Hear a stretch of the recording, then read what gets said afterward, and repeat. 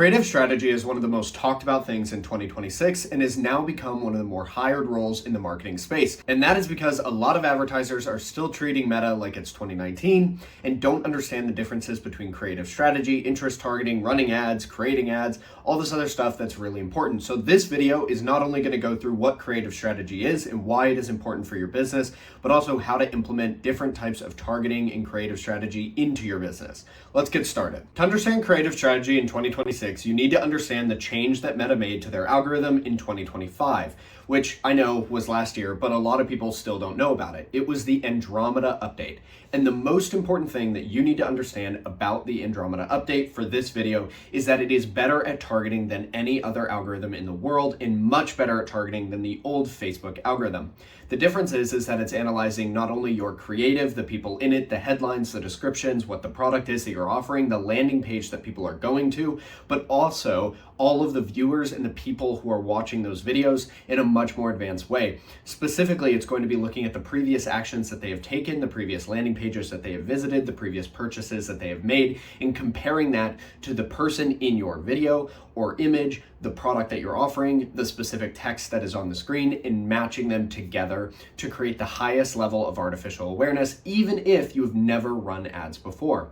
What do I mean by that? Well, other advertisers are effectively running awareness ads for your product at all times if they are competitors in the same space. For example, most people don't know the differences between different microphones or different keyboards or different computer monitors or different whiteboards or different paintings, other than the fact that they look ever so slightly different.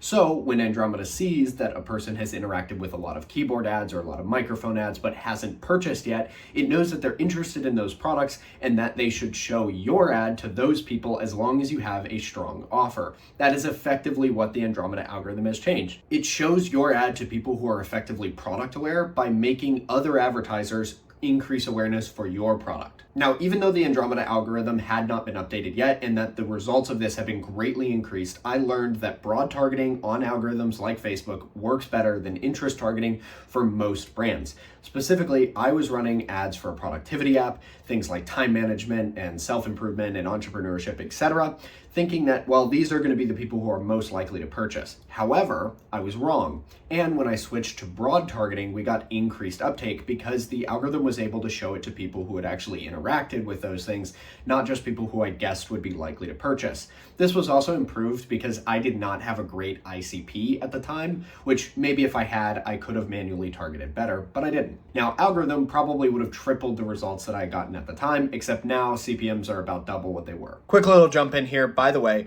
if you go to the first link in the description, you're going to get a free trial of ad management. And yes, it's an actual free trial. I will create all your ads, manage the entire account on a free trial. Then, if it actually works, we'll switch to a performance basis, which just means that I get a profit split. If you want to go to the first link in the description, you will see that. There's also the full article, which is the written version of this video and has some additional details that you can read. The reason this is important for you to know is that you need to have all of the best strategies for Meta ads to work now.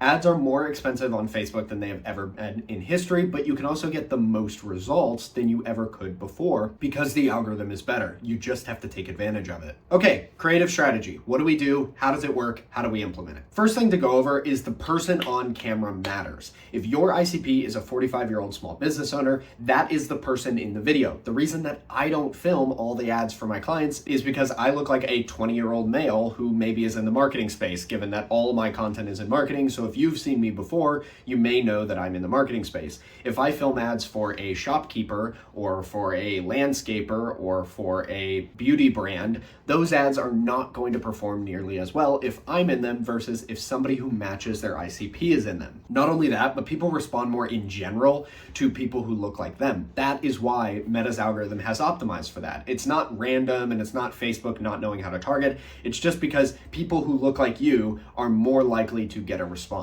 Also, videography. Very important, very easy. Your iPhone can film in 1080p in 2026 super easily if you have anything over like an iPhone 10.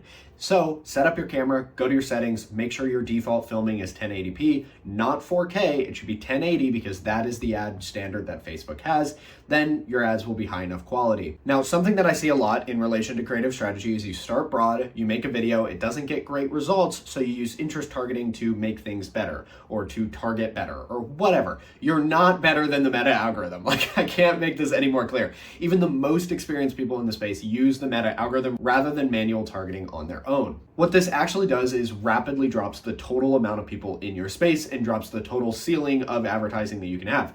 For example, if you let Meta target, you might be able to run an ad on $1,000 a day before you see increasing CPAs. However, if you've manually interest targeted that to only 5% of the population, you may only be able to advertise to $50 a day. That just means that the total amount of sales that you're going to be able to get from Meta ads decreases massively. So even if you are an expert targeter and you're 100% confident you know exactly who to target, you're still going to get less results than the guy who just waits a month and lets Meta do the targeting for them. Okay, so what do? You have all this information, you kind of understand creative strategy, you understand the Meta algorithm needs to target on its own. Here's what you actually do. You focus on developing an ICP so that you know who you should put in your content, you know who you should showcase in your ads, and you know what problems they're experiencing. You write headlines and descriptions as well as ad offers that specifically target the problems that your ICP is experiencing, and then you test a lot. This is the part that most people screw up. You need to be testing 20, 30, 40, 50 ads in your ad account every single month to get the maximum results from your ad account. Specifically, you need to be testing enough volume so that you find the 10, 20% of ads that are actually winners. You can increase the budget on those winners over time and then continue to test more because those winners are not going to last forever. So your creative strategy should effectively be testing a lot of ads that speak to a specific ICP and a specific problem statement over time. That is how you get the most results in April 2026, and as far as I know, in the future of 2026.